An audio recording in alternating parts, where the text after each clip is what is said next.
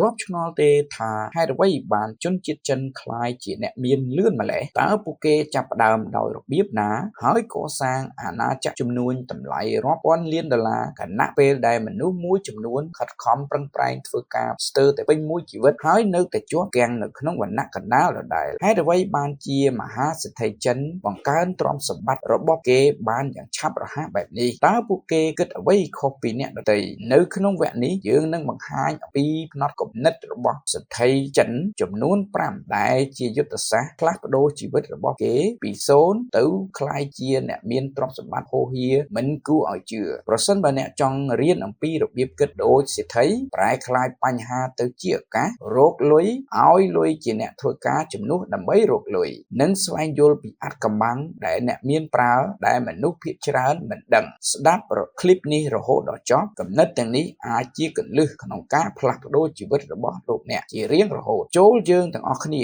ស្ដាប់នៅគំនិតទី1របស់ជនជាតិចិនផ្នត់គំនិតទី1មើលឃើញឱកាសនៅក្នុងគ្រប់បញ្ហាទាំងអស់លើលោកនេះមានមនុស្សពីរប្រភេទគឺអ្នកដែលមើលឃើញបញ្ហានិងដើរថយក្រោយនិងអ្នកដែលមើលឃើញឱកាសហើយហ៊ានចូលទៅមុខមហាសេដ្ឋីចិនយល់ឃើញថារាល់វិបត្តិគឺលក្ខឱកាសខណៈពេលដែលអ្នកខ្លះបោះបង់ចោលដោយភាពអស់សង្ឃឹមអ្នកផ្សេងទៀតបង្កើនអាណាចក្រអាជីវកម្មពីស្ថានភាពដូចគ្នានោះយកលោក Jack Ma ជាឧទាហរណ៍មាននរណាម្នាក់ជឿថាការលក់ផលិតផលអនឡាញនឹងដំណើរការបាននោះទេប៉ុន្តែលោកបានឃើញអនាគតមាននរណាហ៊ានស្រមៃទេឬក៏លោក Lee Ka-sing នៅពេលដែលមនុស្សគ្រប់គ្នាភ័យខ្លាចនៃការធ្លាក់ចុះនៃសេដ្ឋកិច្ចគាត់បានទិញដីដែលមានតម្លៃថោកហើយខ្លាយជាក្រុមហ៊ុនអចលនយៈមួយមនុស្សដែលខ្លាយជាអ្នក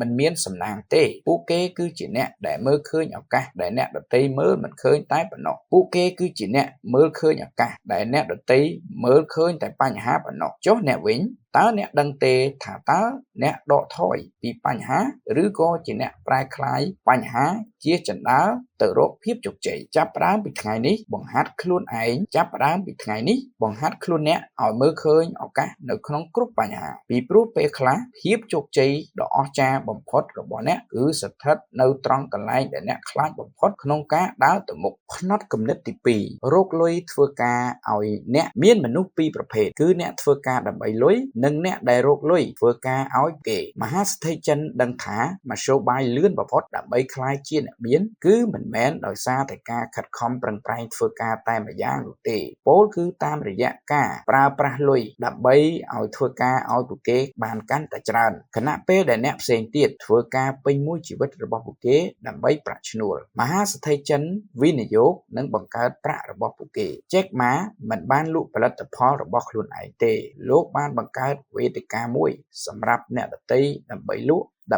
ហើយនឹងយកចំណេញតម្លៃជើងសារលោក Lee Ka-sing បានវិនិយោគទៅលើអចលនទ្រព្យជួលវាចេញហើយអនុញ្ញាតឲ្យលុយរបស់គាត់កាន់តែមានចំនួនកើនឡើងតើអ្នកចង់ធ្វើការដើម្បីប្រាក់ពេញមួយជីវិតរបស់អ្នកឬតើអ្នកចង់បានប្រាក់ដើម្បីធ្វើការឲ្យអ្នកឬចាប់ផ្ដើមពីថ្ងៃនេះបញ្ឈប់ពេលវេលាជួញដូរសម្រាប់ប្រាក់វិនិយោគនិងការអនុញ្ញាតឲ្យលុយរបស់អ្នកធ្វើការឲ្យអ្នកវិញព្រោះអត្ថកម្បាំងរបស់អ្នកមានគឺពួកគេទទួលមានបាន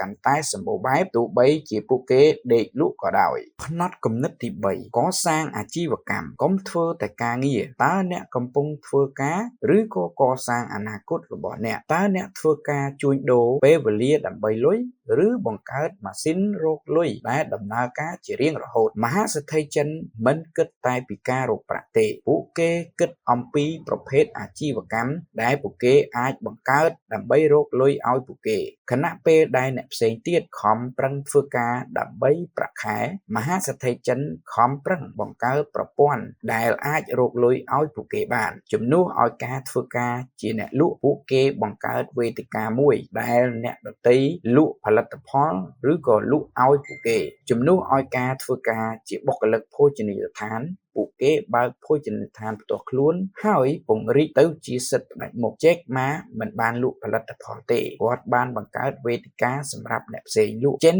Ningbo បានពង្រីកហាង Hotpot តូចមួយរបស់គាត់ទៅជា franchise សកលតើអ្នកចង់ធ្វើការ ឲ្យអ្នកផ្សេងពេញមួយជីវិតរបស់អ្នកឬធ្វើជាម្ចាស់អាជីវកម្មឬក៏ធ្វើជាម្ចាស់អាជីវកម្មដែលប្រាក់ធ្វើការឲ្យអ្នកឈប់ធ្វើការដើម្បីតែប្រាក់ឈ្នួលចាប់ផ្ដើមបង្កើតអាជីវកម្មដែលផ្ដល់ឲ្យអ្នកនៅសេរីភាពហិរញ្ញវត្ថុពីព្រោះអ្នកមានមិនធ្វើការដើម្បីលុយទេគឺពួកគេបង្កើតប្រព័ន្ធឬក៏ក្រុមហ៊ុនដើម្បីរកលុយសម្រាប់ពួកគេទៅវិញនោះទេផ្នត់គំនិតទី4ធ្វើសកម្មភាពកុំខ្លាចការបរាជ័យតើអ្នកធ្លាប់ចង់ចាប់ផ្ដើមអ្វីមួយប៉ុន្តែមិនដែលធ្វើទេធ្លាប់មានគំនិតអស្ចារ្យប៉ុន្តែឈប់ព្រោះខ្លាចបរាជ័យមហាសេដ្ឋីចិនមិនមែនខ្លាយជាអ្នកមានដោយសារតែពួកគេឆ្លាតជាងយើងនោះទេប៉ុន្តែពួកគេខ្លាយជាមហាសេដ្ឋីដោយសារតែពួកគេមានឱកាសច្រើនជាងអ្នកដទៃខណៈពេលដែលមនុស្សមួយចំនួនរងចាំពេលវេលាដ៏ល្អឥតខ្ចោះដើម្បីចាប់ផ្ដើមនៅអាជីវកម្មរបស់ខ្លួនឬក៏គំនិតរបស់ខ្លួនមហាសេដ្ឋីចិនដឹងថាពេលវេលាល្អឥតខ្ចោះមិនមាននោះទេ Jack Ma បរាជ័យម្ដងហើយម្ដងទៀតតែគាត់បានបន្តរហូតដល់ Alibaba ក្លាយជាក្រុមហ៊ុនយក្សពិភពលោក Chen Ningbo បានចាប់ផ្ដើមខ្សែចង្វាក់ Hotpot របស់គាត់ជាមួយនឹងទឹកប្រាក់កម្ចីតូចតាចនិងការបរាជ័យជាច្រើនដងប៉ុន្តែគាត់មិនបានបញ្ឈប់ទេហើយឥឡូវនេះវាគឺជាម៉ាកយីហោសកល Lee Ka-sing បានបាត់បង់លុយនិងបរាជ័យជាច្រើនដងប៉ុន្តែគាត់មិនដែលឈប់ព្យាយាមរហូតដល់គាត់ក្លាយជាមហាសេដ្ឋីបរាជ័យមិនមែនជាទីបញ្ចប់ទេវាគឺជាជំហានឆ្ពោះទៅរកភាពជោគជ័យតើអ្នកនឹងជាអ្នករងចាំពេលវេលាដែលត្រឹមត្រូវទើបអ្នកចាប់ផ្ដើមមែនឬទេឬក៏អ្នកនឹងចាត់វិធានការឬក៏នឹងធ្វើដំណើរទៅទោះបីជាមិនល្អឥតខ្ចោះយ៉ាងណាក៏ដោយហើយខិតទៅជិតគោលដៅរបស់អ្នកតើអ្នកនឹងជាអ្នករងចាំពេលវេលាត្រឹមត្រូវតែមិនដែលចាប់ផ្ដើមឬក៏អ្នកនឹងចាត់វិធានការឬក៏ធ្វើសកម្មភាពទោះបីវាមិនមែនជាពេលវេលាដ៏ល្អឥតខ្ចោះហើយខិតទៅជិតគោលដៅរបស់អ្នកចាប់ផ្ដើមមុនពេលអ្នករួចរាល់ប្រថុយប្រឋានបើទោះបីជាបរាជ័យអាចប្រថុយប្រឋានបើទោះជាបរាជ័យអាចទៅរួចក៏ដោយព្រោះមនុស្សជោគជ័យគ្រប់រូបធ្លាប់បរាជ័យពីមុនមកប៉ុន្តែពួកគេមិនដែលឈប់ដើរទៅមុខនោះទេផ្នត់គំនិតទី5ជឿជាក់លើធម៌ពលនៃបណ្ដាញទំនាក់ទំនងមិនថាអ្នកមានទេពកោសល្យខ្លាំងប៉ុណ្ណានោះទេវាមិនមែនអំពីអ្វីដែលអ្នកដឹងនោះទេវាគឺអំពីអ្នកដែលបានស្គាល់មិនថាអ្នកធ្វើការខ្លាំងប៉ុណ្ណានោះទេវាមិនមែនអាស្រ័យទៅលើអ្នកធ្វើបានប៉ុណ្ណានោះទេវាគឺអំពីអ្នកដែលបានបើកទ្វារសម្រាប់ខ្លួនឯងមហាសេដ្ឋីចិនយល់ឃើញថាជោគជ័យមិនមែនអំពីខ្ញុំនោះទេគឺអំពីយើងទាំងអស់គ្នាខណៈពេលដែលមនុស្សមួយចំនួនជាយាមធ្វើអ្វីគ្រប់យ៉ាងតែម្នាក់ឯងមហាសេដ្ឋីចិនដឹងថាបណ្ដាញដ៏រឹងមាំគឺជាផ្លូវកាត់ភាពជោគជ័យ Jack Ma បានចាប់ផ្ដើម Alibaba ជាមួយក្រុមមិត្តភ័ក្តិដែលបានចែករំលែកទស្សនៈរបស់គាត់ Lee Ka-sing បានបង្កើតនូវភាពជាដៃគូជាមួយនឹងសម្ព័ន្ធមិត្តអាជីវកម្មដ៏មានឥទ្ធិពលមហាសេដ្ឋីចិនភាគច្រើនមានទំនាក់ទំនងខ្លាំងដែលផ្ដល់ឲ្យគេនៅឱកាសមុនអ្នកផ្សេងៗពិភពលោកនេះមិនមែនជាកម្មសិទ្ធិរបស់មនុស្សឆ្លាតផុតទេតែវាជាកម្មសិទ្ធិរបស់អ្នកដែលស្គាល់មនុស្សត្រឹមត្រូវតើអ្នកនឹងនឿយហត់ខ្លួនឯងធ្វើអ្វីគ្រប់យ៉ាងតែម្នាក់ឯងឬបង្កើតបណ្ដាញដែលជំរុញឲ្យអ្នកទទួលបានជោគជ័យកុំទៅតែម្នាក់ឯងបង្កើតទំនាក់ទំនងមិត្តភាពនិងភាពជាដៃគូពីព្រោះឱកាសដ៏អស្ចារ្យមិនមែនមកពី